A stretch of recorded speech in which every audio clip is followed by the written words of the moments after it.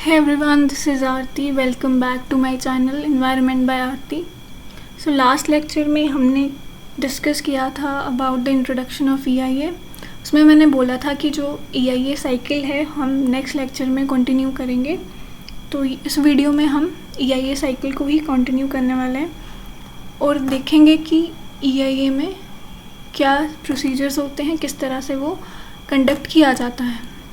ठीक है, तो स्टार्ट करने से पहले सबसे रिक्वेस्ट है लाइक ज़रूर करें, शेयर भी करें. तो चलते हैं, बढ़ते हैं आगे और देखते हैं कि EIA साइकिल में क्या चीज़ें होती हैं. सबसे पहले तो जो आपको ये साइकिल मैंने लास्ट वीडियो में भी दिखाया था, तो जो साइकिल है वो स्टार्ट कहाँ से होता है, स्क्रीनिंग से स्टार्ट होता है और एंड होता है मॉनिटरिंग पे. ठीक है, क्लियर. अब सबसे पहला जो स्टेज है वो है स्क्रीनिंग और उसके बाद वन बाय वन हम हर एक स्टेज को कवर करने वाले हैं. तो प्लीज़ ध्यान से इसको सुनिएगा. तो सबसे पहले क्या है, स्क्रीनिंग. स्क्रीनिंग का मतलब क्या होता है? स्क्रीनिंग का मतलब होता है छांटना. ठीक है, किसी भी चीज़ को हम छांटते हैं 2-3 चीज़ों में से और उसको अलग करते हैं. ठीक है, वैसा ही प्रोसेस EIA में है. इसमें हम क्या करते हैं, हमें जो भी प्रोजेक्ट्स मिलते हैं हम उनको क्या करते हैं, स्क्रीन करते हैं, एक दूसरे से अलग करते हैं और उसमें से वो निकालते हैं जो हमें, जिनके लिए EIA की नीड है. ठीक है, क्योंकि अगर हम हर एक प्रोजेक्ट को क्या करेंगे, छोटे से छोटे प्रोजेक्ट को भी हम EIA में के लिए हम EIA कंडक्ट करवाएंगे तो वो बहुत ज़्यादा टाइम लेगा और इतना हमारे पास जो मैन पावर है वो नहीं है. ठीक है, इसलिए हम पहले ही क्या कर देते हैं, प्रोजेक्ट्स को अलग कर देते हैं. तो उसका बेसिस क्या है, इम्पैक्ट्स. ठीक है, कितना इम्पैक्ट है किसी प्रोजेक्ट का. अगर मान लो कि डैम का कंस्ट्रक्शन है तो उसका हाई इम्पैक्ट होगा. अगर टूरिस्ट प्लेस हमें कोई डेवलप करना है तो उसके लो इम्पैक्ट होंगे. तो उस बेसिस पर हम EIA कंडक्ट करवाते हैं. कुछ ऐसे प्रोजेक्ट्स होते हैं जिनका बिल्कुल भी इम्पैक्ट नहीं होता, तो वहाँ पे हम EIA का यूज़ बिल्कुल नहीं करते, हम वहाँ पे EIA कंडक्ट नहीं करवाते. ठीक है, तो यूजुअली क्या होता है, ये जो हम EIA कंडक्ट करवाते हैं ये किससे होता है, बाय सेल्फ असेसमेंट. ठीक है, जो भी प्रोजेक्ट डेवलपमेंट प्रोपोनेंट्स होते हैं, ठीक है, जो प्रोजेक्ट कैरी आउट कर रहे हैं, जो प्रोजेक्ट लेके आए हैं, वो कुछ गाइडेंस, कुछ क्वेश्चन फॉर्म्स यूज़ करते हैं. कहाँ से, वो कौन प्रोवाइड करता है, डेजिग्नेटेड अथॉरिटीज़. ठीक है, इंडिया में वो अथॉरिटीज़ क्या है, हमारी ministry of forest, environment and climate change. ठीक है, उन्होंने कुछ नोटिफिकेशंस प्रोवाइड किए हुए हैं, कुछ रूल्स प्रोवाइड किए हुए हैं जिसके बेसिस पर हम EIA को कंडक्ट करवाते हैं. ठीक है, फॉर एग्ज़ाम्पल कुछ क्वेश्चंस जो हैं वो हम सर्वे में यूज़ कर सकते हैं. फॉर एग्ज़ाम्पल अगर सबसे पहले कि जो इम्पैक्ट है प्रोजेक्ट का वो लार्ज स्केल है कि स्मॉल स्केल है, मतलब इम्पैक्ट बहुत ज़्यादा होने वाला है या बहुत कम होने वाला है. फिर वो कितने एरिया तक एक्सटेंड करेगा, क्या उसका कोई भी, जो भी प्रोजेक्ट हम बना रहे हैं, फॉर एग्ज़ाम्पल हमने डैम का प्रोजेक्ट लिया है, तो क्या उसका जो इम्पैक्ट है वो लार्ज एरिया तक देखा जाएगा या कुछ ही एरिया तक देखा जाएगा. तो अगर आप डैम की बात करें तो उसका जो एक्सटेंड है वो लार्ज एरिया तक होता है. ठीक है, फिर उसके बाद क्या वो ट्रांस बाउंड्री जो इम्पैक्ट है वो करेगा. ट्रांस बाउंड्री मतलब जैसे एक स्टेट है, एक स्टेट में अगर हम कोई प्रोजेक्ट लगा रहे हैं, ठीक है, एक स्टेट में हम कोई डैम लगा रहे हैं, क्या उसका इम्पैक्ट दूसरी स्टेट पे भी जा रहा है, वो भी हम देखते हैं. ठीक है, फिर कितने लोगों को वो इफ़ेक्ट करने वाला है. अगर वो ज़्यादा लोगों को इफ़ेक्ट करने वाला है तो उसमें हमें कंप्लीट EIA जो है वो कंडक्ट करवाना पड़ता है. अगर वो नहीं कर रहा है तो हमें EIA की ज़रूरत नहीं है. ठीक है, अब ये भी देखना होता है कि जो बायोडाइवर्सिटी है, फ्लोरा एंड फौना है, उनको कितना इफ़ेक्ट हो रहा है, कितना इम्पैक्ट उन पे पड़ रहा है, कम हो रहा है, ज़्यादा हो रहा है. ठीक है, कहाँ वाटर पे, एयर पे, सॉइल पे क्या इफ़ेक्ट पड़ रहा है. ठीक है, और फिर परमानेंट है या टेम्पररी है, क्या कुछ देर के लिए इम्पैक्ट होगा या ज़्यादा देर के लिए इम्पैक्ट होगा. ठीक है, उसके साथ साथ क्या वो इरिवर्सिबल है, मतलब एक बार अगर कुछ हो गया, जैसे कोई डिज़ास्टर होता है, उसको हम रिवर्स कर सकते हैं, मतलब उसके इम्पैक्ट को हम रिवर्स कर सकते हैं या नहीं कर सकते हैं, ठीक है। तो ये सब चीज़ें स्क्रीनिंग में ध्यान में रखी जाती हैं, फिर उसको आगे कंडक्ट करवाया जाता है, ठीक है। क्राइटेरिया क्या क्या है, जैसे यहाँ पे है स्केल्स ऑफ इन्वेस्टमेंट, मतलब जो भी प्रोजेक्ट प्रोपोनेंट है उनकी इन्वेस्टमेंट कितनी है, ज़्यादा है कम है। फिर डेवलपमेंट किस टाइप की है, ठीक है। डेवलपमेंट जैसे अगर डैम की डेवलपमेंट है या तो टूरिस्ट प्लेस की डेवलपमेंट है या छोटी शॉप्स हैं या कोई एक कॉम्प्लेक्स की डेवलपमेंट है, तो उसके बेसिस पे प्रोजेक्ट्स की स्क्रीनिंग की जाती है, ठीक है। लोकेशन ऑफ डेवलपमेंट की लोकेशन क्या है वो भी ध्यान में रखना पड़ता है। फॉर एग्ज़ाम्पल किसी ने एक प्रोजेक्ट लाया, किसी एक इंसान ने एक प्रोजेक्ट लाया, वो क्या करना चाहता है, वो इंडस्ट्री बनाना चाहता है। कहाँ पे उसने लैंड चूज़ किया है, एक रेजिडेंशियल एरिया पे, तो वो प्रोजेक्ट जो है वो सीधा ही रिजेक्ट हो जाएगा, क्योंकि आपको रेजिडेंशियल एरिया में इंडस्ट्री बनाना अलाउड ही नहीं, ठीक है। तो इसी तरह से अगर एक दूसरा इंसान है, उसने भी इंडस्ट्री का एक वो लाया है, प्रोजेक्ट लाया है, लेकिन उसने जो लैंड यूज़ किया है उसने बहुत ही सेफर लैंड जो है वो चूज़ किया है, कहीं मतलब दूर, कहीं रेजिडेंशियल एरिया से दूर, और जो वेस्ट लैंड है, ठीक है, जहाँ पे बायोडाइवर्सिटी भी नहीं है, जहाँ पे फॉरेस्ट भी नहीं है, तो उसके प्रोजेक्ट को वहाँ पे फर्स्ट स्टेप में क्या कर लिया जाएगा, एक्सेप्ट कर लिया जाएगा, ठीक है। क्लियर है, आगे बढ़ें। तो आगे देखते हैं, तो कंट्रीब्यूशंस क्या है स्क्रीनिंग की, अगर हमें कोई अच्छा EIA बनाना है, ठीक है। अच्छा EIA का मतलब कि जो बिल्कुल ही क्या करे, सारे फैक्ट्स को नज़र में रखे, ठीक है, सारे इम्पैक्ट्स को नज़र में रखे और उन पे ही जो है रिपोर्ट बनाए, ठीक है। तो जो स्क्रीनिंग है वो कैसे हेल्प करता है, एक तो डिसीजन मेकिंग में सबसे पहले वो हेल्प करता है। अगर हम पहले ही क्लियर और फैक्चुअल एनालिसिस करते हैं, ठीक है, इफ़ेक्ट्स और कॉन्सिक्वेंसेस के, जो भी प्रोजेक्ट हमारे पास आया है, अगर हम उसकी क्लियर एनालिसिस करते हैं तो वो बहुत हद तक आगे के लिए हेल्प करता है, ठीक है। दूसरा क्या है,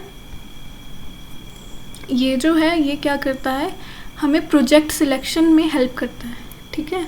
तो जब हम सारे क्वेश्चंस दिमाग में रखेंगे, सारे क्वेश्चंस हम सर्वे करेंगे, तो क्या होगा, प्रोजेक्ट जो है ऑटोमेटिकली अपने आप एक्सेप्ट या रिजेक्ट हो जाएगा, ठीक है। अगर वो इन सारे उसमें फॉल करता है, इन सारे क्राइटेरिया में फॉल करता है, तो वो ऑटोमेटिकली एक्सेप्ट हो जाएगा।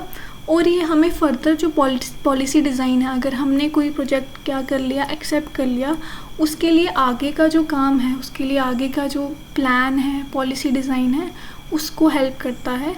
और क्या करता है, जो एनवायरमेंटली या सोशली अनसाउंड प्रपोजल्स हैं उनको पहले ही वो बाहर निकाल देता है, स्क्रीन आउट कर देता है, ठीक है। तो ये बहुत ज़्यादा हेल्प करता है उस तरीके से। अब नेक्स्ट हम देखें तो हमें क्या है, 3 तरह के प्रोजेक्ट्स हमें मिलते हैं on the basis of impact, ठीक है। हाई इम्पैक्ट प्रोजेक्ट्स, लो इम्पैक्ट प्रोजेक्ट्स और कुछ ऐसे प्रोजेक्ट्स जो बिल्कुल ही जिनमें कोई भी इम्पैक्ट नहीं होता, ठीक है, नो इम्पैक्ट एट ऑल। तो सबसे पहले जो हाई इम्पैक्ट प्रोजेक्ट्स होते हैं वो क्या होते हैं वो देखते हैं। तो वो प्रोजेक्ट्स जिसमें क्या होता है, बहुत ही ज़्यादा सीरियस एनवायरमेंटल इम्पैक्ट्स हो सकते हैं, उन प्रोजेक्ट्स को हम बोलते हैं हाई इम्पैक्ट प्रोजेक्ट्स, ठीक है। जो इरिवर्सिबल है, जो एथनिक माइनॉरिटीज़ को क्या करती हैं, इफ़ेक्ट करते हैं। जैसे कुछ एरियाज़ होते हैं जहाँ पे ट्राइबल ग्रुप्स बहुत सारे होते हैं प्रोटेक्टेड एरियाज़ में, तो उन एरियाज़ को, वो एरिया बहुत सेंसिटिव होते हैं, उनको हम छेड़ नहीं सकते, ठीक है। अगर उन लोगों को ज़्यादा इम्पैक्ट पड़ रहा है तो ये प्रोजेक्ट उसमें फॉल करते हैं। फिर कहीं पे रीसेटलमेंट करवाई जा रही है, वो भी मतलब कोई प्रोजेक्ट है जैसे डैम ही है, उसकी वजह से अगर रीसेटलमेंट हो रही है तो वो हाई इम्पैक्ट में माना जाएगा, ठीक है। जो हमारे कल्चरल साइट्स को भी क्या करते हैं, इफ़ेक्ट करते हैं, वो भी हाई इम्पैक्ट प्रोजेक्ट्स में फॉल करते हैं। तो इसके लिए हमें फुल EIA चाहिए, ठीक है। इनके लिए जो EIA है वो हमें फुल चाहिए फ्रॉम द स्टार्टिंग, स्क्रीनिंग से लेकर मॉनिटरिंग तक, ठीक है। तो ये कौन कौन से प्रोजेक्ट्स हैं? Dams and reservoirs, forestry and production projects, industrial plants, irrigation, drainage and flood control, mining and mineral development, ठीक है। नेक्स्ट जो है वो है लो इम्पैक्ट प्रोजेक्ट्स। अब ये वो प्रोजेक्ट्स होते हैं जिनके इरिवर्सिबल इम्पैक्ट्स नहीं होते, जो ज़्यादा इम्पैक्ट शो नहीं करते, लेकिन फिर भी किसी हद तक हमें इनको क्या करना पड़ता है, इनके लिए EIA कंडक्ट करवाना पड़ता है, ठीक है। मतलब इनके लिए हम मिटिगेशन मेजर्स कुछ डिज़ाइन कर सकते हैं जिसकी वजह से इम्पैक्ट्स को प्रिवेंट किया जा सकता है। तो इनके लिए हमें पार्शियल EIA चाहिए, लिमिटेड EIA चाहिए, हमें फुल EIA नहीं चाहिए, ठीक है। ये कौन से प्रोजेक्ट्स हैं? Agro industries, electrical transmission, rural electrification, aquaculture, irrigation and drainage, renewable energy, tourism, rural water supply and sanitation, ठीक है। ये सारे प्रोजेक्ट्स किस में आते हैं? लो इम्पैक्ट प्रोजेक्ट्स में।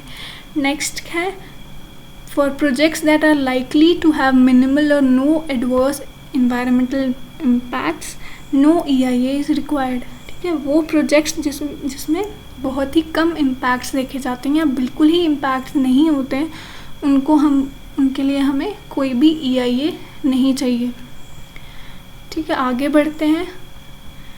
नेक्स्ट जो है वो है स्कोपिंग, ठीक है। स्कोपिंग एक क्रिटिकल स्टेप है किसमें? EIA की प्रिपरेशन में।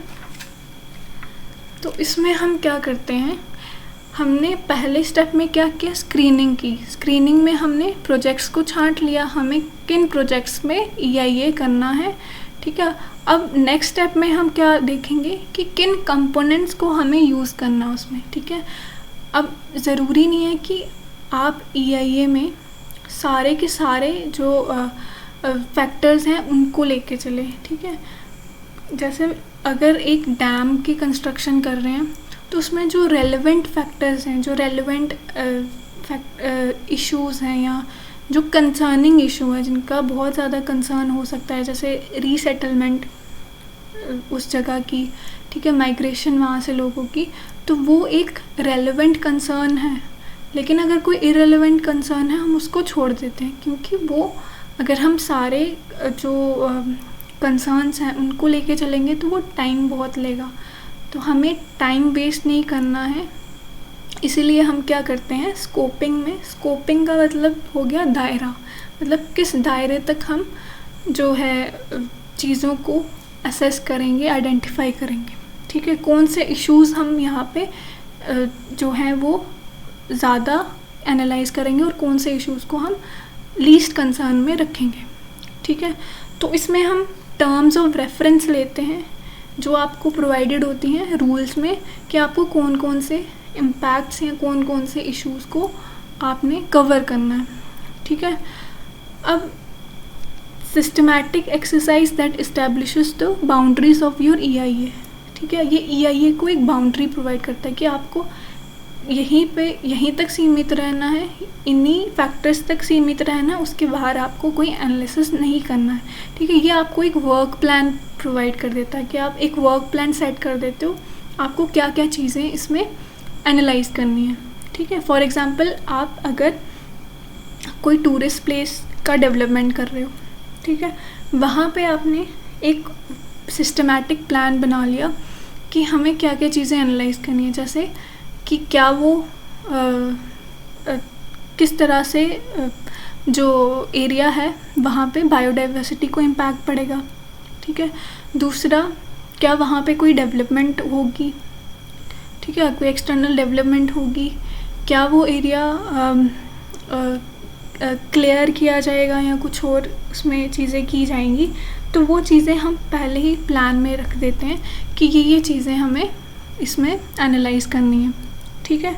A quality scoping study reduces the risk of including inappropriate components or excluding components that should be addressed। तो इसमें क्या होता है, क्वालिटी जो है वो मेंटेन रहती है। फॉर एग्ज़ाम्पल अगर आप कोई एक प्रोजेक्ट ले रहे हो उसमें आपने सारे जो इश्यूज़ हैं उनको कवर कर लिया, तो क्या होगा, आप उसको मतलब पर्टिकुलर इशू को ज़्यादा टाइम नहीं दोगे। अगर ज़्यादा आपके पास इश्यूज़ हैं उनको आप ज़्यादा टाइम नहीं दोगे, ठीक है। हर एक के लिए एक स्पेसिफिक टाइम होगा, कम टाइम होगा। लेकिन अगर आप कुछ ही टॉपिक्स उनमें से लेते हो, कुछ ही इश्यूज उसमें से उठाते हो, तो क्या होगा, आप हर एक को ज़्यादा टाइम दे पाओगे। तो इससे क्या होगा, आपकी जो रिपोर्ट है उसकी क्वालिटी बहुत अच्छी बनेगी, क्योंकि उसमें आपके रेलेवेंट जो इश्यूज़ हैं वो बहुत अच्छे तरीके से एनालाइज हो गए, ठीक है। तो स्कोपिंग में यही होता है कि आप उन कंपोनेंट्स को निकाल देते हो जो ज़रूरी नहीं है, ठीक है।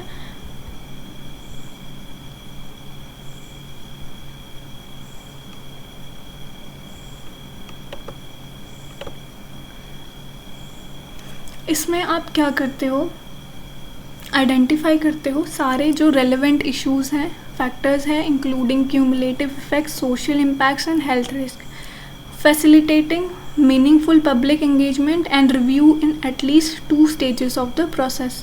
तो इसमें क्या होता है, पब्लिक एंगेजमेंट भी हम करते हैं और 2 स्टेजेस में हम इसको रिव्यू करवाते हैं।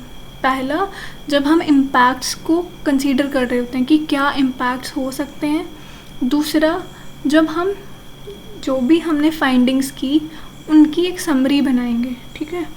उस टाइम उसको रिव्यू कर, जब हम रिपोर्ट बनाते हैं उसको रिव्यू करते हैं, ठीक है। Determining the appropriate time and space boundaries of the EIA।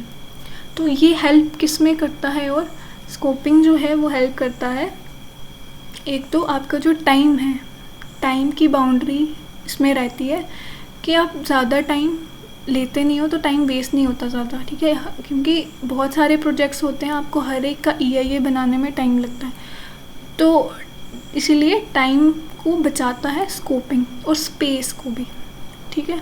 Identify, क्योंकि उसमें अगर आप स्पेस का देखो तो अगर आपने पहले से ही देख लिया कि आपको किस एरिया तक इस प्रोजेक्ट को एनालाइज करना है या इसके इम्पैक्ट्स को एनालाइज करना है, तो वो एक आपका रिसोर्सेज को बचाने में हेल्प करता है। एक तो आपका एक्सपर्टीज़ जो है, आपका जो मैनुअल लेबर है उसका वेस्टेज नहीं होता, ठीक है। टाइम का वेस्टेज नहीं होता, मनी का वेस्टेज नहीं होता। नेक्स्ट क्या है, identifying the important issues to be considered in an EIA such as setting the baseline and including alternatives। तो इसमें जो important issues हैं उनको क्या किया जाता है, आइडेंटिफाई किया जाता है, और उस पर क्या करते हैं, जब हमने सारे इश्यूज़ को, सारे फैक्टर्स को हमने आइडेंटिफाई किया, फिर हम एक बेसलाइन डेटा बनाते हैं जिस पे हम फर्दर काम करेंगे, ठीक है। जो असेसमेंट का काम है वो फर्दर हम करेंगे। तो बेसिकली जो स्कोपिंग है उसमें हम क्या करते हैं, सिंपल, हम जो भी हमें इम्पॉर्टेंट कंपोनेंट्स हैं उस प्रोजेक्ट के लिए उनको हम सेट करते हैं, एक गोल सेट करते हैं कि हमने इन चीज़ों को एनालाइज करना है और इन्हीं चीज़ों पे हमने फोकस करना है, और इन्हीं चीज़ों पे फोकस करके हमें एक रिपोर्ट तैयार करनी है, ठीक है। नेक्स्ट क्या है, इम्पैक्ट असेसमेंट एंड मिटिगेशन। अब इस स्टेप में हम क्या करते हैं, इस स्टेप में हम एक डिटेल्ड असेसमेंट बनाएंगे। हमने स्कोपिंग में क्या कर लिया, हमें ये पता चल गया कि हमें किन किन इश्यूज़ पे असेसमेंट करनी है। अब हम उन इश्यूज़ पे क्या करेंगे, असेसमेंट करेंगे। जो भी बेसलाइन डेटा हमने कलेक्ट किया है उस पे फर्दर काम करेंगे। अब वो काम कैसे करेंगे, हम क्वालिटेटिवली करेंगे और क्वांटिटेटिवली भी करेंगे, ठीक है। क्वालिटेटिव डिस्क्रिप्शन भी होंगी और क्वांटिटेटिव डिस्क्रिप्शंस भी होंगी। क्वालिटेटिव डिस्क्रिप्शंस में जैसे एज हाई, मतलब इम्पैक्ट कैसा है, हाई है, मीडियम है या लो है। और क्वांटिटेटिव डिस्क्रिप्शंस में क्या हो गया कि क्या क्या चीज़ें कितना लेवल तक हो रही हैं, जैसे वाटर कितने लेवल तक विड्रॉ किया गया है, सीवेज कितना प्रोड्यूस हुआ, पॉल्यूटेंट्स कितने रिलीज़ हुए। तो ये quantitative data as well as qualitative data हम दोनों क्या करते हैं, कलेक्ट करते हैं असेसमेंट के टाइम, ठीक है। अब ये किसके लिए होता है, जो भी प्लान्ड प्रोजेक्ट्स होते हैं, ठीक है। और जो भी इम्पैक्ट्स उन प्रोजेक्ट्स के होते हैं उनके लिए हम ये डेटा कलेक्ट करते हैं, ये असेसमेंट हम करते हैं। नेक्स्ट क्या है, असेसमेंट के बाद, जब हमने एक बार असेसमेंट कर लिया, उसके बाद हम मिटिगेशन करते हैं। ठीक है, मिटिगेशन क्यों करते हैं कि जो हमने इम्पैक्ट्स क्या किए हैं, आइडेंटिफाई किए हैं, उनको हम प्रिवेंट कर सकें, कुछ हद तक उनको कम कर सकें कि इन्वायरमेंट पे कम इम्पैक्ट हो। ठीक है, तो ये बहुत ही ज़्यादा क्रिटिकल पार्ट है EIA प्रोसेस का। जो भी कंपनी या जो भी कंसल्टेंसी ये EIA रिपोर्ट बना रही होती है, वो सबसे पहले आपको यही बोलेगी आप मिटिगेशन के लिए क्या करोगे। बाई चांस आपने प्रोजेक्ट लगा लिया है तो उसमें आप मिटिगेशन के मेजर्स क्या रख रहे हो। अगर आप मिटिगेशन के मेजर्स नहीं रख रहे हो तो आपको वो प्रोजेक्ट की परमिट कभी नहीं मिलेगी। ठीक है, तो मिटिगेशंस में क्या हो सकता है, आप सबसे पहले प्रोजेक्ट में वो चीज़ें रखें ही नहीं जो इन्वायरमेंट को इम्पैक्ट कर सकती हैं। ठीक है, अगर वो इम्पैक्ट कर रही हैं तो उनके लिए कुछ आप टेक्नोलॉजी का यूज़ करें। ठीक है, उनको मॉनिटरिंग का भी एक प्रोविज़न रखें। ठीक है, कैसे हो सकता है, अगर एयर पोल्यूशन हो रहा है कहीं पे, किसी भी प्रोजेक्ट से एयर पोल्यूशन हो रहा है, तो आप वहाँ पे कंट्रोल डिवाइसेस यूज़ कर सकते हैं। ठीक है, कंट्रोल डिवाइसेस यूज़ कर सकते हैं। उसके अलावा और भी जो प्रोसीजर्स हैं वो आप फॉलो कर सकते हैं। ठीक है, जैसे यहाँ पे रिफॉरेस्टेशन का दिया हुआ है, हर्बिसाइड बैन, एरिया मैनेजमेंट। तो अगर वाटर पोल्यूशन कहीं पे हो रहा है तो आप ट्रीटमेंट प्लांट्स वहाँ पे लगा सकते हैं मिटिगेशन के लिए। ठीक है, तो इससे क्या होगा, इम्पैक्ट्स जो हैं वो कुछ हद तक प्रिवेंट हो सकते हैं। At this step the focus is on incorporating mitigation measures into the project design. ठीक है, जो आपने प्रोजेक्ट डिज़ाइन बनाया है उसमें हम ये मिटिगेशन जो मेजर्स जो हैं वो इनकॉर्पोरेट करते हैं। ठीक है, तो जो भी हम वहाँ पे इम्प्लीमेंट करेंगे। ठीक है, और साथ साथ में हमने मिटिगेशन मेजर्स तो प्रोवाइड कर दिए। फॉर एग्जांपल, अगर आप कहीं पे एयर पोल्यूशन कंट्रोल डिवाइसेस लगा रहे हो तो उनको मेंटेन करना भी बहुत ज़रूरी है, क्योंकि वो एक मैकेनिकल जो है इक्विपमेंट है वो ख़राब भी हो सकती है, कभी उसमें कोई और प्रॉब्लम भी हो सकती है, तो उसको कॉन्टीन्यूसली मॉनिटर करना भी बहुत ज़रूरी है। तो इसमें हम क्या करते हैं, मिटिगेशन मेजर्स के साथ साथ मॉनिटरिंग गाइडेंस भी हम उस प्रोजेक्ट में क्या करते हैं, इनकॉर्पोरेट करते हैं। ठीक है, नेक्स्ट है इम्पैक्ट मैनेजमेंट। ठीक है, आपने मिटिगेशन भी प्रोवाइड कर दिया, उसमें इनकॉर्पोरेट कर दिया। अब इम्पैक्ट को मैनेज कैसे किया जाएगा वो भी उसमें EIA रिपोर्ट में हम क्या करेंगे, मेंशन करेंगे। ठीक है, अब इम्पैक्ट मैनेजमेंट क्या है, series of plans and protocols. जैसे मैंने कहा कि आपने अगर मिटिगेशन मेजर कोई आपने इनकॉर्पोरेट किया तो उसकी मैनेजमेंट भी ज़रूरी है। तो इम्पैक्ट मैनेजमेंट में यही है कि आप जो भी मिटिगेशन मेजर लगा रहे हो तो उसको आप मेंटेन करके, उसको मॉनिटर करके रखो कॉन्टिन्यूस। ऐसा नहीं है आपने एक बार लगा दिया और आपने छोड़ दिया भगवान के भरोसे कि वो चलता ही रहेगा, ऐसा नहीं होता। आपको उसको प्रॉपर्ली मॉनिटर करना पड़ता है through out the life cycle of the project. ठीक है, जब तक वो वर्क कर रहा है उसके बाद भी। ठीक है, अगर आपने भोपाल गैस ट्रेजेडी पढ़ा होगा तो उस डिज़ास्टर का जो एक रीज़न यही था कि वहाँ पे प्रॉपर मैनेजमेंट नहीं था। ठीक है, तो उसकी वजह से वो बहुत ज़्यादा एक डिज़ास्ट्रस ट्रेजेडी जो है वो वहाँ पे हुई। तो इसीलिए हमें जो टेक्नोलॉजी का फेलियर्स हैं या नेचुरल डिज़ास्टर्स हैं उनसे बचने के लिए हमें मैनेजमेंट का यूज़ करना बहुत ज़रूरी है। ठीक है, नेक्स्ट है EIA रिपोर्ट। जो भोपाल गैस ट्रेजेडी अगर आपको नहीं पता है तो आप प्लीज़ गूगल पे एक बार जाके सर्च करें और उसके बारे में पढ़ें। नेक्स्ट है EIA रिपोर्ट। ठीक है, हमने सब कुछ कर लिया, सारे जो पिछले स्टेप्स हैं ये सब करके फिर हम क्या करते हैं, उसको एक रिपोर्ट में कंपाइल करते हैं जिसमें सारी इन्फॉर्मेशन को हम एक जगह लिखते हैं। ठीक है, तो using the terms of reference, मतलब आपको जो गाइडलाइंस या यहाँ जो रूल्स प्रोवाइड किए गए हैं बाय द अथॉरिटी उनको यूज़ करके आप वो रिपोर्ट बनाते हैं। अब जो अच्छी EIA रिपोर्ट है, मतलब ऐसा नहीं है कि आपने फॉर्मेलिटी कर दी और रिपोर्ट बना दी, कंप्लीट कर दी।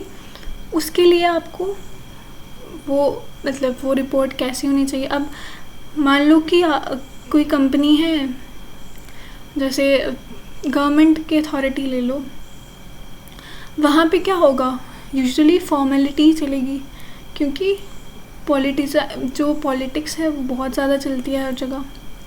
तो उसमें क्या होगा, एक तो एडवांटेज दी जाएगी उन लोगों को जिनके पास पैसा होगा, करप्शन जो है, क्योंकि आपको पता है करप्शन का लेवल क्या है इंडिया में, तो वो चीज़ें वहाँ पे इंटरप्ट करती हैं EIA को। प्रॉपर अगर हम देखें कि अगर कोई प्रॉपर EIA बनाना है तो वो चीज़ें इंटरप्ट करती हैं उसमें, ठीक है।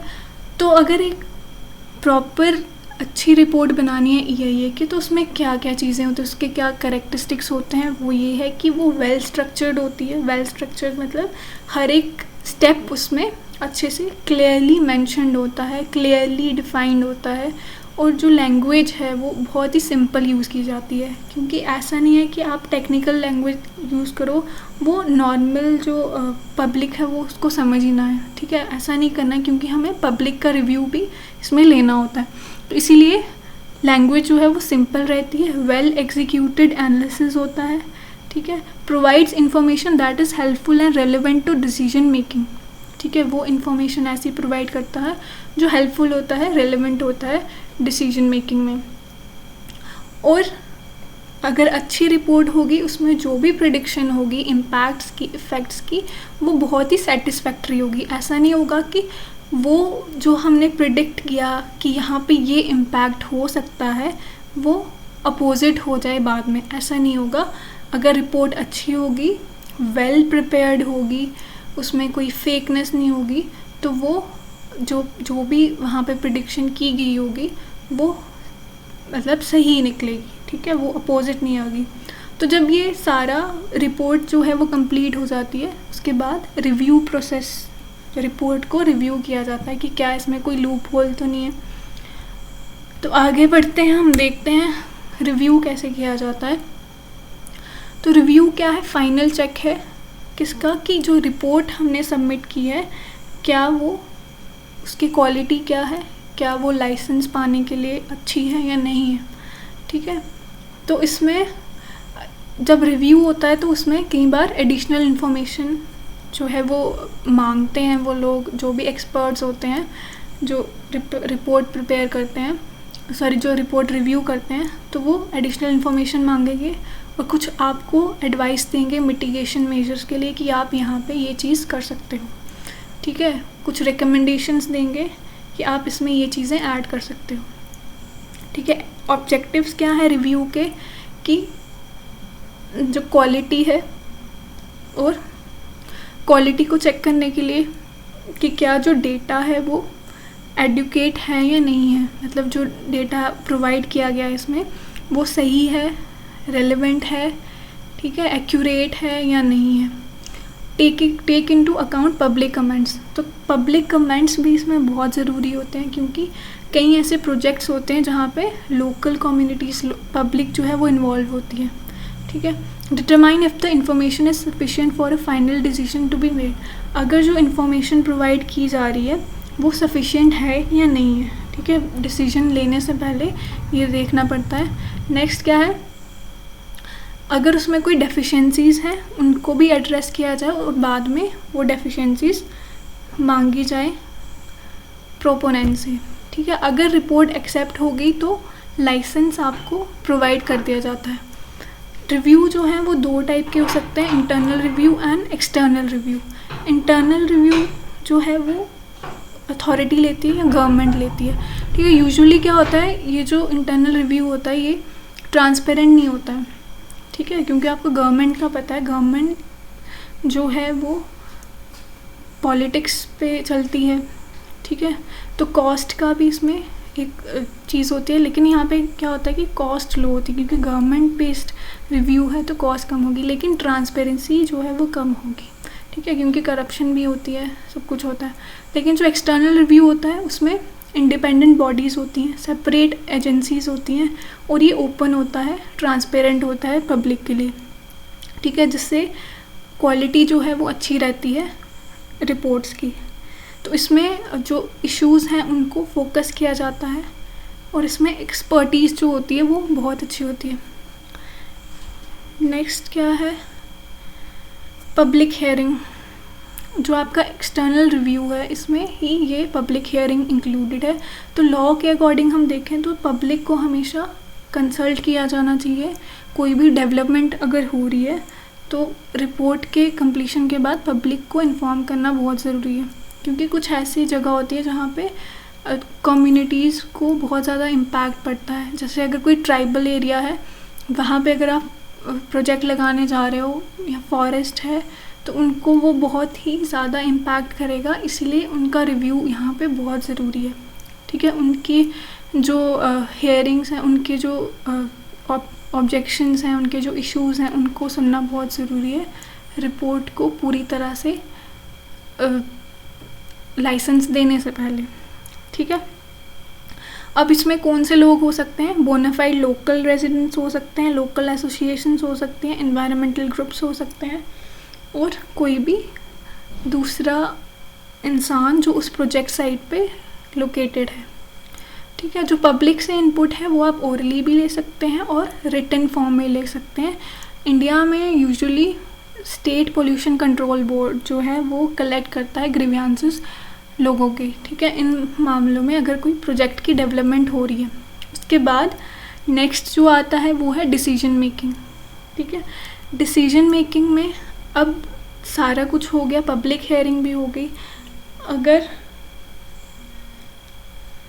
अगर उनको ये लगे कि जो प्रोजेक्ट है वो सही है, ठीक है, तो उसको लाइसेंस दे दिया जाता है। अगर लोगों को ऑब्जेक्शन, अगर पब्लिक को ऑब्जेक्शन है तो उसको वापस रिव्यू किया जाता है। ठीक है, ये चीज़ इसमें है।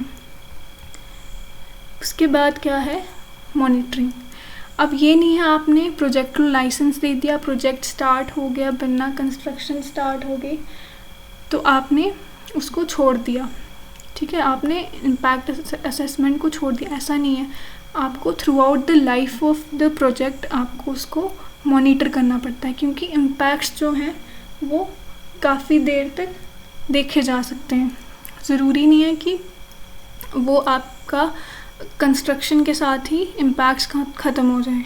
ठीक है, तो इसके लिए वापस से उसको मॉनिटर करना, अगर कहीं पे वापस इम्पैक्ट्स हो रहे हैं तो वापस उसको मिटिगेशन मेजर्स प्रोवाइड करके आपको उसको सही करना है। ठीक है, monitoring should be done during both construction and operation phases of a project. ठीक है, अब लास्ट में मैंने ये एक इमेज जो है वो मुझे कहीं पे दिखाई दी तो मैंने ये ऐड कर दी। तो इसमें बेसिकली क्या है, यहाँ पे एक पाइपलाइन फिट हुई है, इम्पैक्ट असेसमेंट तो हुआ ही होगा, लेकिन क्या हुआ है यहाँ पे जो आप देख रहे हो कि एक एनिमल फंसा हुआ है, इसका मतलब है कि यहाँ पे जो इम्पैक्ट असेसमेंट है वो सही नहीं हुआ। यहाँ से ये पाइप क्या हो रही है, लीक हो रही है, और यहाँ पे आप देख रहे हो कि पूरा फॉरेस्ट है। ठीक है, और एनिमल्स भी हैं, तो जो इम्पैक्ट असेसमेंट है अच्छा सही से नहीं हुआ है। तो इसीलिए इन्वायरमेंटल इम्पैक्ट असेसमेंट सही से हो, ये बहुत ज़रूरी होता है, क्योंकि अगर वो सही से नहीं हुआ तो बाद में जो उसके कॉन्सिक्वेंसेस हैं वो बहुत बुरे हो सकते हैं। ठीक है, जैसे भोपाल गैस ट्रेजेडी पे मैंने आपको बोला। ठीक है, अगर आप एक बार प्रोजेक्ट आपने कर लिया, अगर उसके बाद में कॉन्सिक्वेंसेस बहुत ज़्यादा आपको देखने को मिलेंगे, एक तो वो इन्वायरमेंट को इम्पैक्ट करेंगे, ह्यूमन हेल्थ को भी करेंगे, और जो आपने पैसा उस पर लगाया वो भी आपका वेस्ट होगा। ठीक है, रिसोर्सेज वेस्ट होंगे। तो इससे बेटर है कि जब भी कोई हमें गवर्नमेंट को ये मतलब ज़रूरी है करना कि जब भी कोई प्रोजेक्ट अगर आ रहा है, मतलब कोई प्रोजेक्ट प्रपोज हुआ है, तो उसका इम्पैक्ट असेसमेंट सही से करना बहुत ज़रूरी होता है। ठीक है, तो नेक्स्ट क्लास में हम क्या करेंगे, EIA नोटिफिकेशन जो है, जो रूल्स हैं उनके बारे में पढ़ेंगे, और देखेंगे इंडिया में जो रूल्स हैं वो कैसे होते हैं, कौन से प्रोजेक्ट्स हम इन्वायरमेंट क्लियरेंस के लिए मतलब यूज़ कर सकते हैं और कौन से नहीं कर सकते हैं, कौन से उसके दायरे में आते हैं, कौन से नहीं आते हैं। ठीक है, तो चलिए, थैंक यू।